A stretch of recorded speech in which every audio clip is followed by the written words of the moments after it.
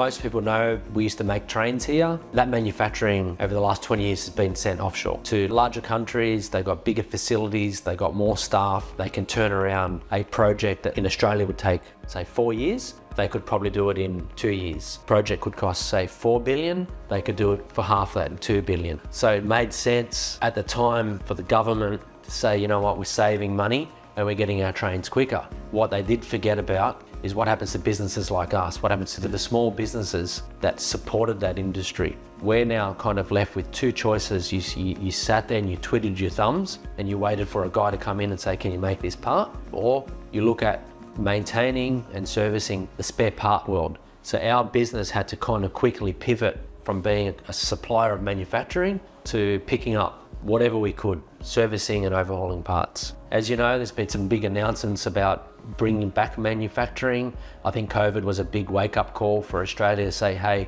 why can't we build these things here anymore? The logistics, shipping freight, costs. There's this whole buzz now about let's make trains again, particularly in New South Wales. Queensland have announced that they're going to do the same thing. Victoria always has built rolling stock. What does it mean for us? Well, we're in New South Wales. We've stood by our customers through the thick and thin of it. So for us, we are now ready, are eager to get involved with all these projects, mainly to be able to get some more apprentices on board, to be able to get them trained, to turn them into tradesmen, because there is a massive shortage of tradies out there. Why would people put on apprentices if the work's not there?